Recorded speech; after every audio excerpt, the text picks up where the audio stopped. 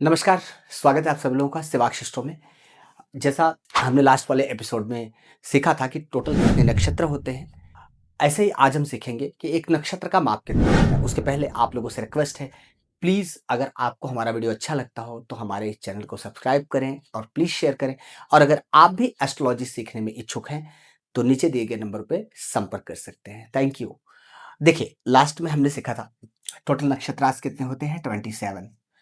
ये पूरा भचक्र है, ये पूरा जितना है 12 घरों का, इसका जो एक भाव होता है वो 30 डिग्री का होता है। 30 degree into 12 is equal to 360, इतने में होता है। अब क्या होता है, ये पूरा का पूरा भाव हो गया, एक एक भाव में 30 डिग्री आ रही है। जरूरी नहीं है कि कोई भी भाव आपका 1 डिग्री से ही चालू हो, वो कितने भी डिग्री से चालू हो सकता है। एक नक्षत्र के अंदर में 13.20 डिग्री आता है। 13.20 डिग्री का पूरा एक नक्षत्र होता है और एक भाव के अंदर में 13.20 प्लस 13.20 कितना हो गया, 26.40। और उसके बाद में plus 26.40 plus 3.20 is equal to 30। इसका माप कुछ ऐसा निकलता है डिग्रीज का। तो एक भाव के अंदर में 30 डिग्री आती है। नक्षत्र का काम यही होता है। इसको आगे और डिटेल में समझेंगे, लेकिन इतना समझ लेना अभी जरूरी है कि कौन सा नक्षत्र कितने डिग्री का होता है। हर एक नक्षत्र में 13.20 रहेगा, लेकिन आपके लग्न के अंदर में उदय, लग्न का उदय मतलब कि क्या होता है कि जैसे मान लीजिए आपने अपनी जन्म कुंडली खोली और आपकी जन्म कुंडली में जो लग्न है ये मान लीजिए 15 डिग्री का है। 15 डिग्री का है, तो 15 डिग्री के अंदर में कौन सा नक्षत्र हो रहा है उसका एक मतलब उसको आपको छांटना पड़ेगा, देखना पड़ेगा कि जैसे मानिए कि ये मान लीजिए एरीज असेंडेंट का चार्ट है, मेष लग्न की कुंडली है। यहाँ पर आपको 12 डिग्री मिल गई, 12 डिग्री। तो इसमें आपको देखना पड़ेगा कि वो नक्षत्र किस में है। इसमें एक और तोड़ बताते हैं, अश्विनी नक्षत्र मान लीजिए है और ये 12 डिग्री का है, तो एक नक्षत्र के अंदर में 4 चरण होते हैं। एक नक्षत्र के अंदर में 4 चरण होगा और जब आप 13.20 को डिवाइडेड बाई 4 करोगे तो ये आएगा 3.20। कुल मिलाकर के 3.20 डिग्री का नक्षत्र का एक चरण होता है और फिर 3.20 इंटू 4 कर देंगे, ये आ जाएगा 13.20। ये बहुत छोटी चीज है, लेकिन देखने में थोड़ा, जो नहीं सीखे हैं, जो नए हैं, उनके लिए थोड़ा ये हार्ड हो सकता है, बट कोशिश करिएगा।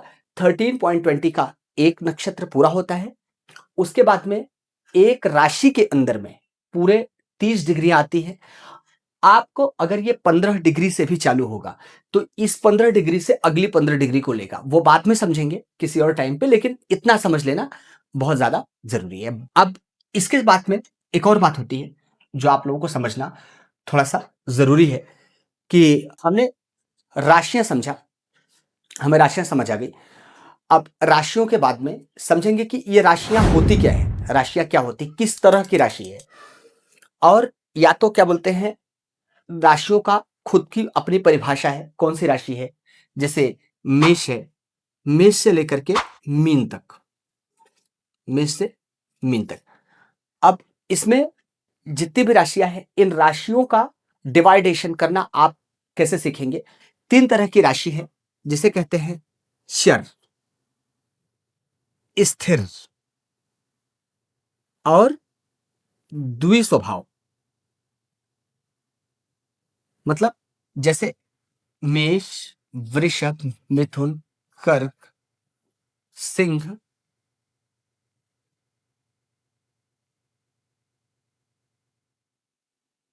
इससे समझना थोड़ा आसान हो जाएगा। चर, स्थिर और द्विस्वभाव।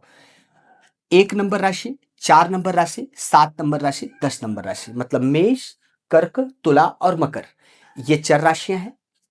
वृषभ, सिंह, वृश्चिक और कुंभ, ये स्थिर राशियां हैं। 3 मिथुन, कन्या, धनु और मीन, ये द्विस्वाभाविक राशियां हैं। चर का मतलब होता है चलना, स्थिर राशियां जो है वो स्थिर रहती हैं, उनका चलने का नहीं होता। और द्विस्वभाव है जिसमें डुअल, साइन जिनको कहा जाता है 3, 6, 9 और 12। ये एक और बात है राशियों की। अभी तक सिर्फ हम शुरुआती दौर में हैं। जिन लोगों ने बेसिक एस्ट्रोलॉजी को सीखा है उनको समझ आएगा, जो नहीं सीखे हैं वो कोशिश करें, आपको भी समझ आ जाएगा। अगले एपिसोड में जब हम बात करेंगे तो हम बताएंगे राशि और ग्रहों से संबंधित कुछ और तथ्य जो कि शायद आपको सीखने में और मौका देगा। तो बहुत बहुत धन्यवाद आप लोगों का हमारे चैनल को देखने के लिए। आप लोगों से रिक्वेस्ट है, अगर आपको हमारा चैनल अच्छा लगे तो प्लीज इसे सब्सक्राइब करें, शेयर करें, और अगर आप भी एस्ट्रोलॉजी सीखने के इच्छुक हैं तो दिए गए नंबरों पे संपर्क करें। धन्यवाद।